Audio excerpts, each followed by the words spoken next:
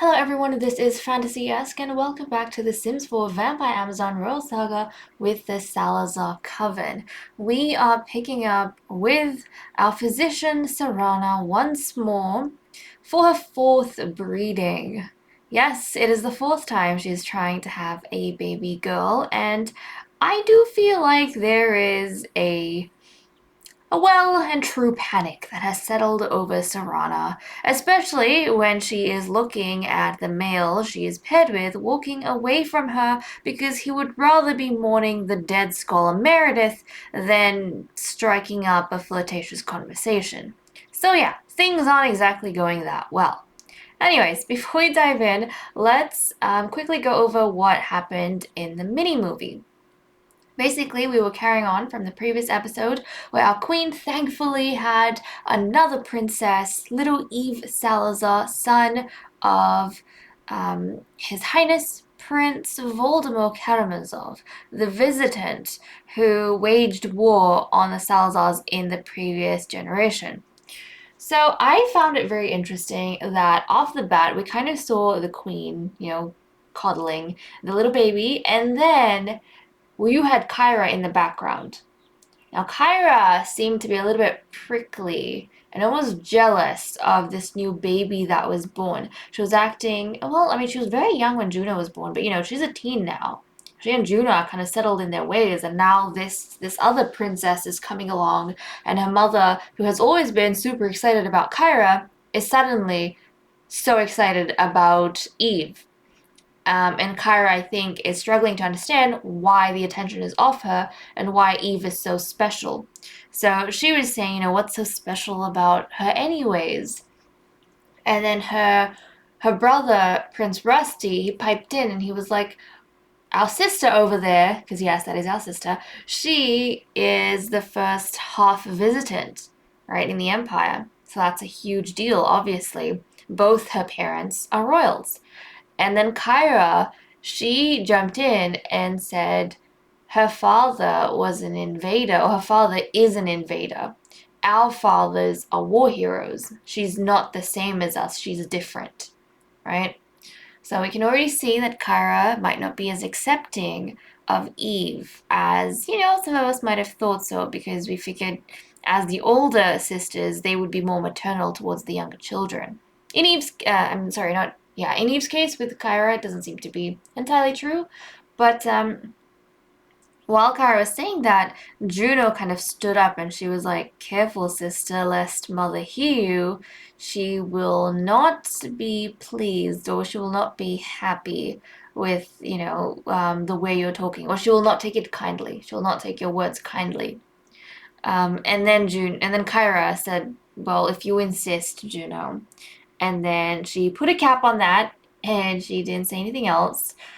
But the queen, she was kind of lost in her own world, in her own zone with the new baby girl. So that's kind of what happened. And if you're wondering why the story is going in that direction, it's because, guys, when we finished the previous episode, I noticed that Kyra got a sentiment. And I was like, a sentiment for the new baby? What is this? And then when I clicked on her, she actually autonomously in the game, she got jealous of Eve. So there was like sibling jealousy. And I was like, wait, that can happen? Wait, what? And I know before we used to have moodlets, and I don't know if that's still a thing.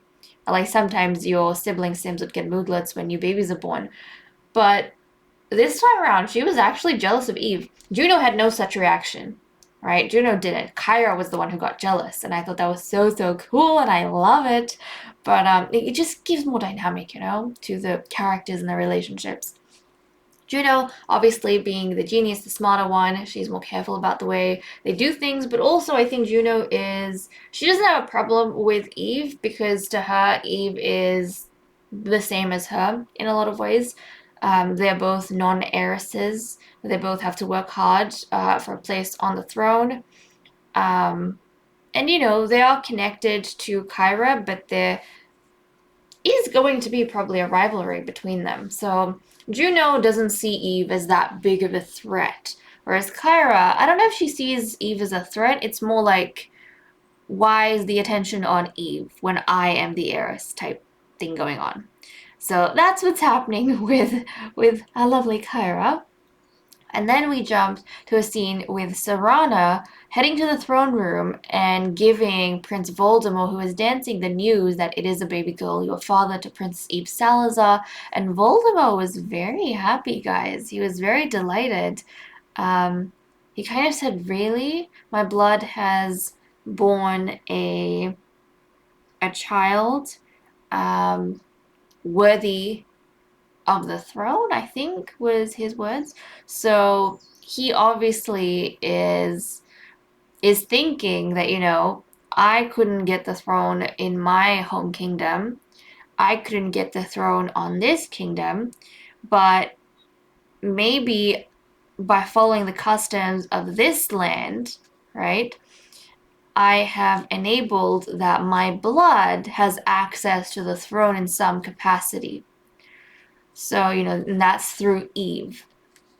And I know some of you are saying that Prince Voldemort might have more of an input on Eve's life and more activity in what happens in the court because of Eve. We'll have to see whether that pans out or not. We don't know Eve's personality and the type of person she's going to be growing up, but that is definitely something to look forward to.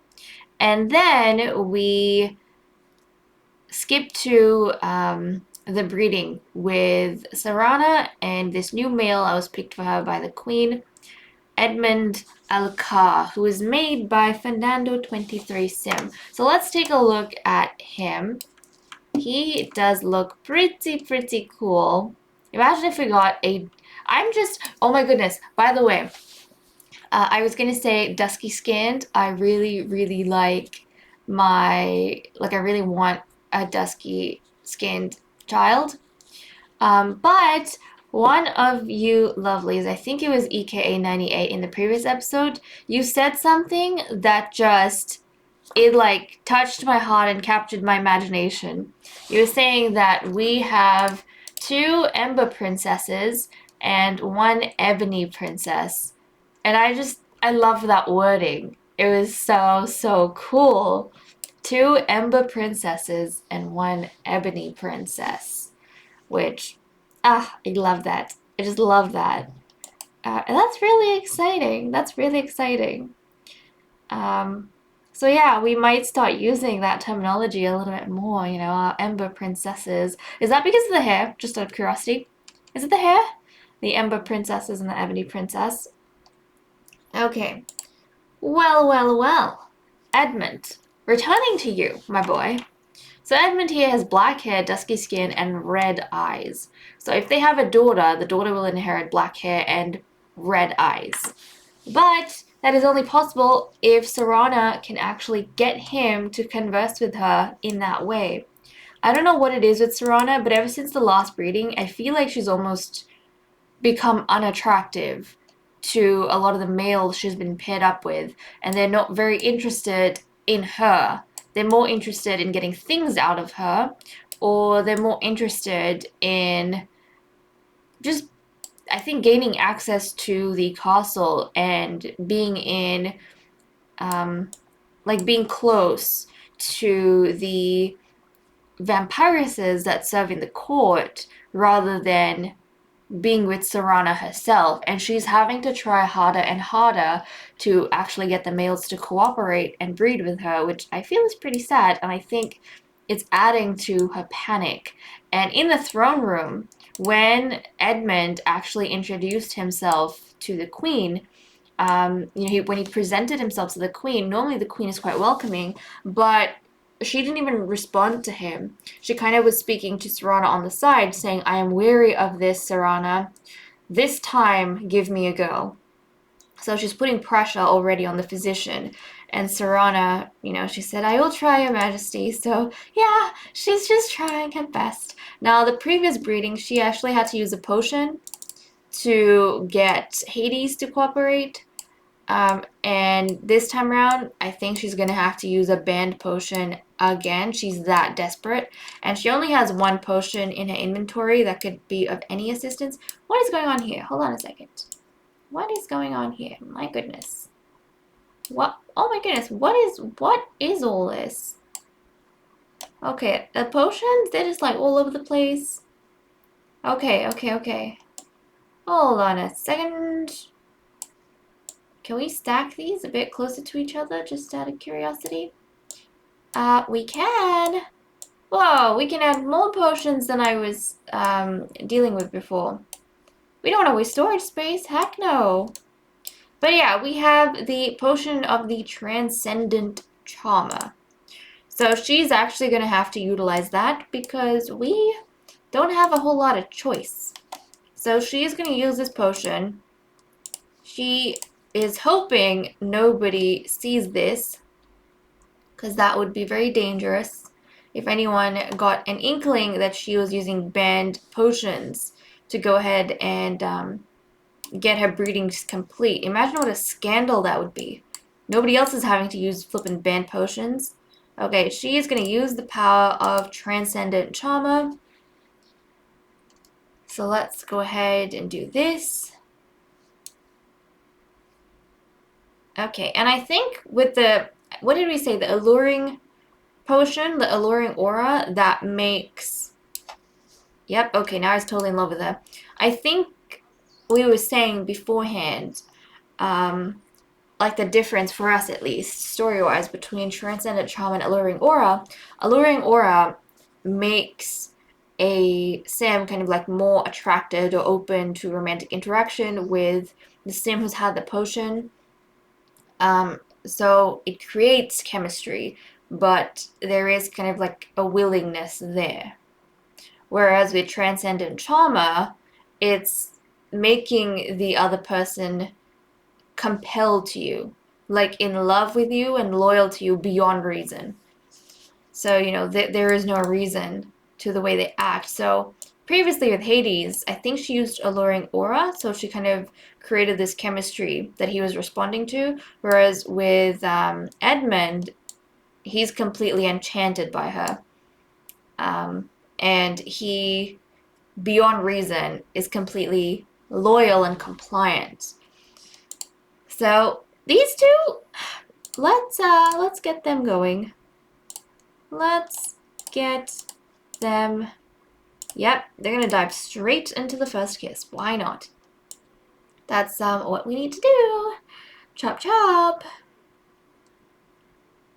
I think Serana at this point, she's kind of gone down this rabbit hole a little bit, and it's hard to come out of. Like her and Edmund, they are stuck. Honestly, they are literally, let's see. Why not? Try for a baby in the shower. But they're kind of, or at least with her, she's already started using his banned potions. She's killed someone. In all honesty, I wonder if her crimes are bigger than Xiomara's. Xiomara was killed because she used banned potions, she kidnapped the heiress, and also she went ahead and kept a secret of her mortality when she should have died with the previous queen. Which, you know, in its own right, are all huge things. But with Serana, she's actually killed someone. She killed the scholar. She, I mean, yes, she was compelled, but still, she did it. She killed the scholar, and she's been using these banned potions, so, I don't know, I feel like it kind of equalizes with what Xiomara did. So, if she were found out, this could be really bad, like really, really bad. And not only that, she's given a banned potion to Lagatha as well, and that's created conflict between Lagatha and Catalea. So, all in all, not good. Not very good. I wonder if she would use it against Lagatha. Like, I don't know if she would get so desperate that she would use that potion Lagatha took against her and reveal to people that, or, you know, threaten Lagatha. Like, if you don't take my side, or if you don't help me, then I will tell them you took a banned potion. I'll tell them. So if, you know, she gets in trouble, then if Serana gets in trouble, Lagatha gets in trouble too. So, okay. Here these two go. Here these to go. So they are not immortal. No, because we can see their reflections in the mirror, of course. Do you think it's gonna be a girl this time, guys? Do you? I don't know. Serana's kind of running out of luck, but the thing is, she has time and age on her side. So I think, as long as she is breedable and alive, we'll probably keep going. Some of you have been asking me in the comments if I will stop breeding the ladies at some point, if they can't produce girls, or if I will just keep breeding them forever until we get the 6 girls we need. And, guys, I will keep breeding them forever until we get the 6 girls we need. These vampiresses are immortal. Like, we don't have to be in a rush. So, I'm just gonna keep up the work until we get exactly what we want, until we get those 6 girls. So, okay, let's get her to take a test. Come on. Come on. Let's get her to take a test. Here we go. Okay, nice. Good. She's expecting. Right, so she's expecting right now. So let's go ahead and get this event settled in the calendar. So 1, 2, 3, Saturday, 5 p.m. I'll set the event for 5 p.m. So add an event. We'll do house party. Serana, Eden. Yeah, princesses, why not? And then the guests, of course. We want Edmund over there. I don't know if we want to invite Hades. We'll invite the sons. We'll invite her boys. So Xander, Chance, and George. Why? Because their sibling is going to be born, of course. And then Guinevere, Catherine, Lagatha, Catalea, Elaine. And I think that should be good. Inviting the vampiresses, of course, and then mainly the relevant people, or the relevant parties that are related to Serana Covenrose. So, her sons. So, I'll do that. 5 p.m. There we go. So, we have that to look forward to, guys. We have that to look forward to. And oh my goodness, I know this seems a little far away, but time is going to go by so quick. Kyra is going to be an immortal soon, guys. She's going to be an immortal soon. Okay, I'm going to let her tell Edmund that she is expectant. We're going to share the big news. Do you not want to share the big news, honey? Come on, let's go share the big news. Is it because he's on the staircase? Come on, let's share the big news with him. And then you need to go report to the queen. What is happening? Okay, you know what? Just go down. Go down. We're going to share the news with him. And we are going to share the news with the queen. Let her know that it was a successful breeding. And then we'll pick up again and see what's going on. So come on, let's go down. Let's go do that. Let the important people know. He's important because he took part. He participated, okay? He participated. Okay, let's come on down. Let's let him know the good news. There's something to look forward to on your end. Excellent. Good. You've done your job. You can head back to the Shadow Lair and the queen. Let the queen know the same thing. And yeah, Eden's, she's getting a bit tired, I think, with Serana. Serana's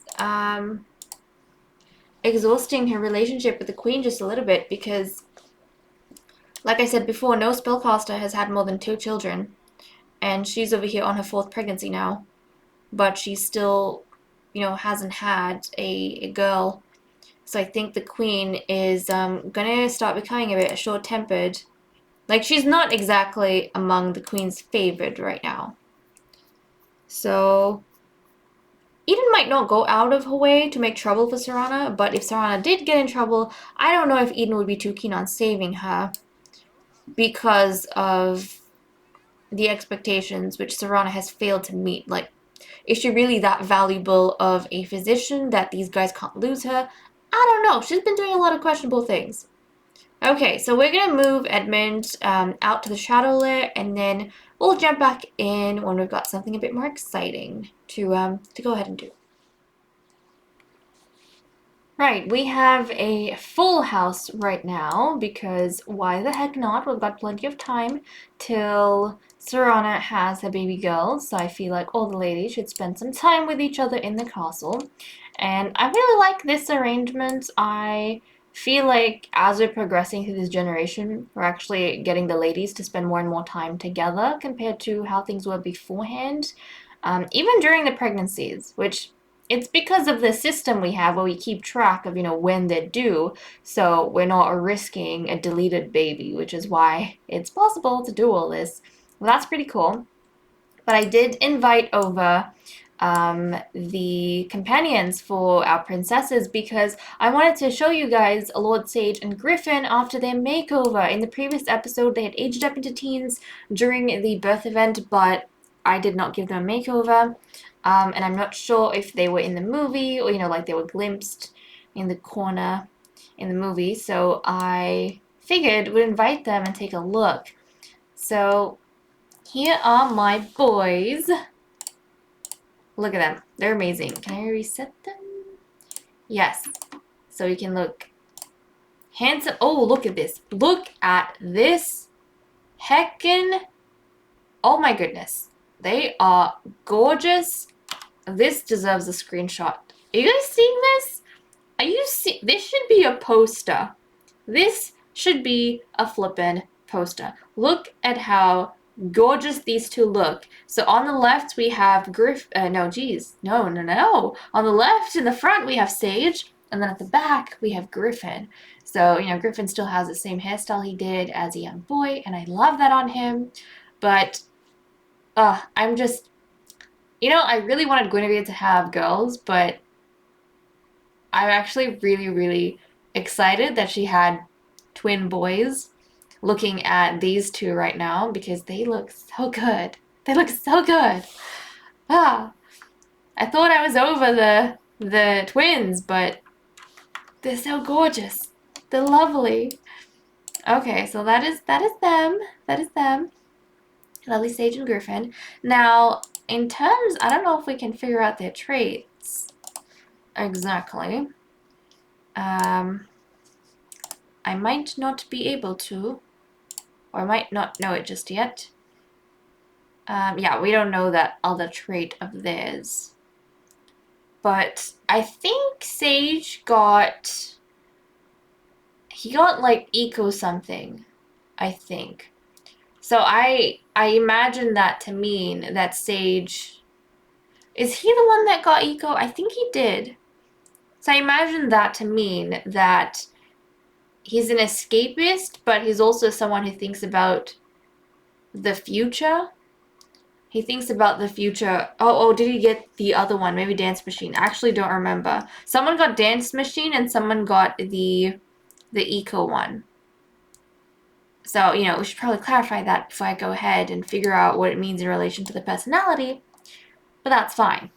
You boys, you head on in and you do what needs to be done. While we go through... Actually, we do some training. That's what I want to do. Let's go do some training for these guys. So, Juno, why don't you go approach your mother to train you in some vampiric stuffs? So how... Okay, Kyra still has, a bit on her, but I feel like Juno is quite determined. She's not one to fall behind. She's trying her best to keep up with Kyra. So, she's not underestimating anyone or overestimating her own self. Okay, are we going to...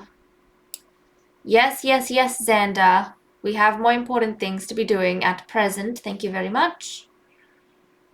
Are we chatting with Eden? Are we getting the training we deserve?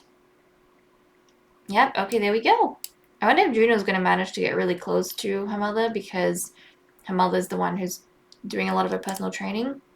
Okay, and then you do some meditation once you're done. Meanwhile, Kyra, let's go approach Guinevere.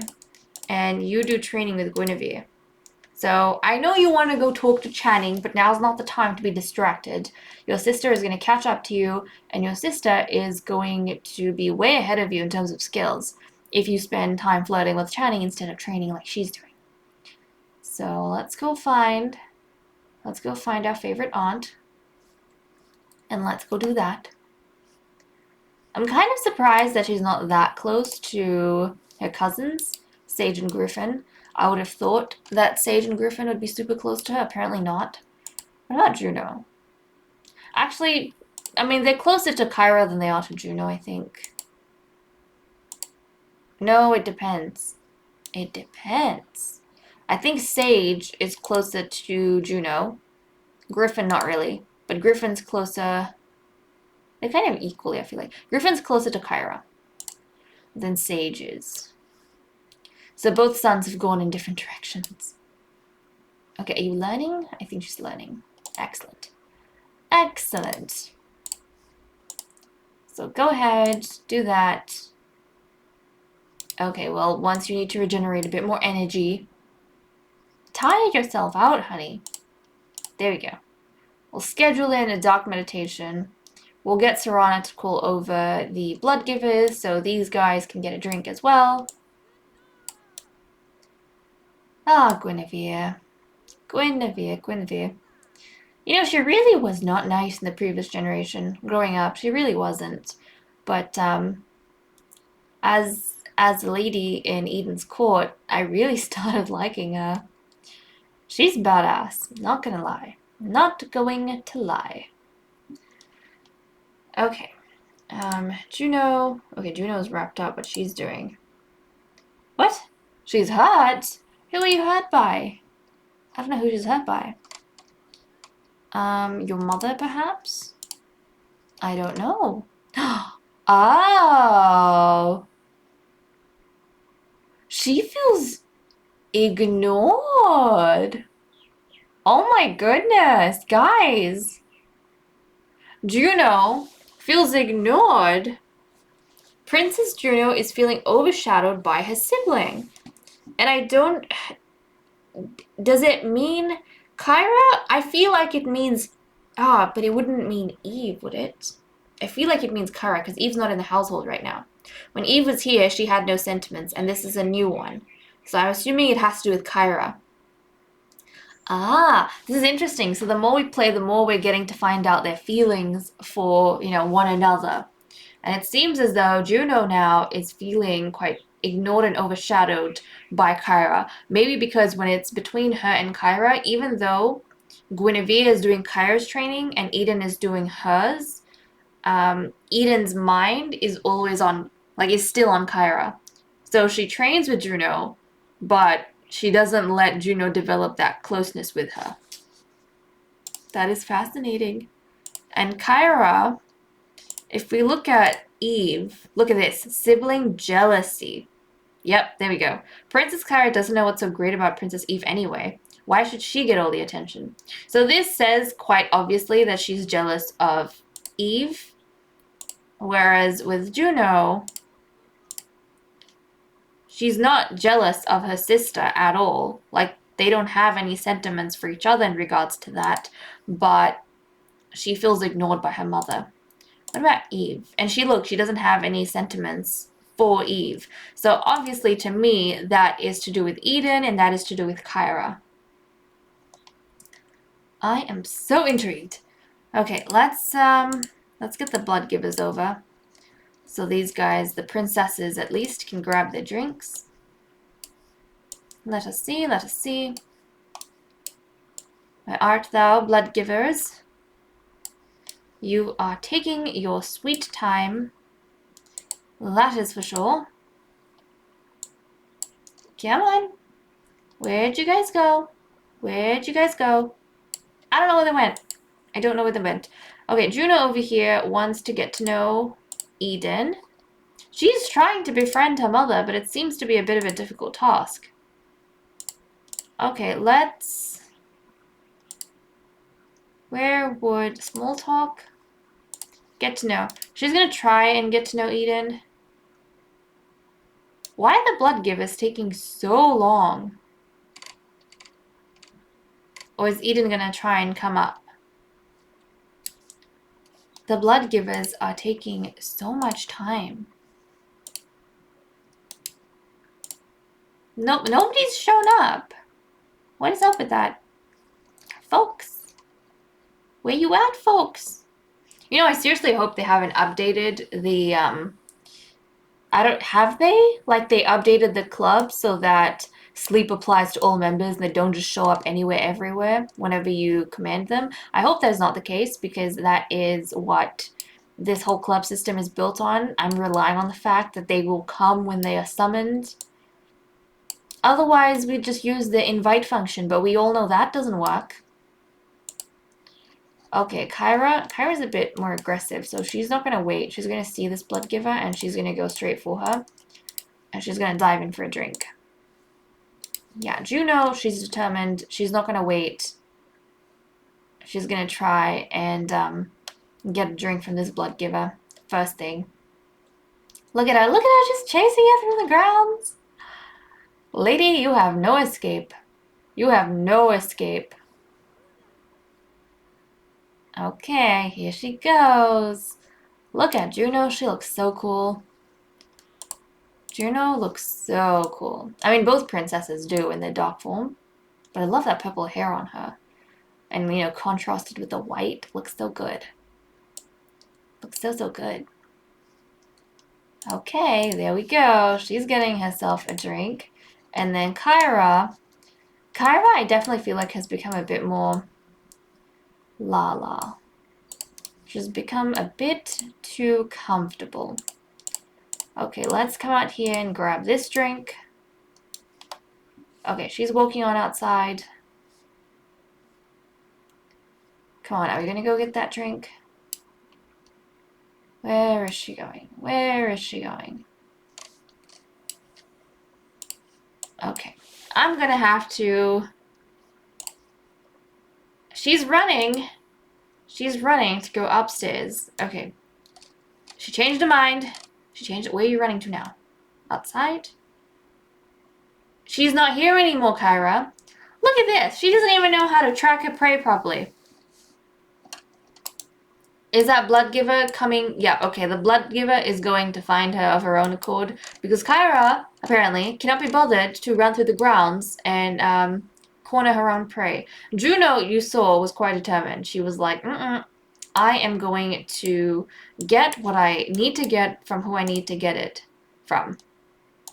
Whereas Kyra over here, she's kind of... I feel like she's becoming a bit reliant on the fact that she's heiress. Like, I'm heiress, so, you know, the blood givers will come to me. I'm heiress, so the training will be given to me. I'm heiress, so the progress will be made by me. Whereas Juno... No, Juno is not taking chances. She's initiating everything. She's being serious. You have to be more serious, Kyra. Okay, she's gonna grab her drink. Good, good, good. At least you got there in the end. She got some more PowerPoints. Let's see. Okay, we can get some of that vampiric brawn, which is good. Okay. Now, in terms of... Yeah, I think by the time they get enough points to acquire everything they need to acquire, they are around Masters. I think they're around Master Vampire, if not Grandmaster. Like, they're in between kind of this zone. You have to be at least Master to be able to get all the training that you will need to have done. So they've got a way to go. They've got a way to go. Okay, Juno. Let's see. Where is Mother Dearest? You have not managed to get to know her. I assume still, yep. Eden doesn't seem very interested with her second child, in my opinion. Have you guys noticed this? because I feel like she does what needs to be done with Juno, but the one she's truly fond of is Kyra, Kyra being her firstborn. And then I feel like after Kyra, she's very fond of Eve, because with Juno, her birth was kind of taken for granted a little bit. Like the queen was assuming she was going to get a girl, and having a girl during that time wasn't a big deal. So Juno, Juno's arrival was expected and not that huge of a celebration, I feel. I mean, yes, we were happy because it was from a Ranarain line, but I don't think it was that big of a deal. Whereas with Eve, she was born after this drought we had in terms of females. So her arrival was, considered a big gift and a boon to the queendom.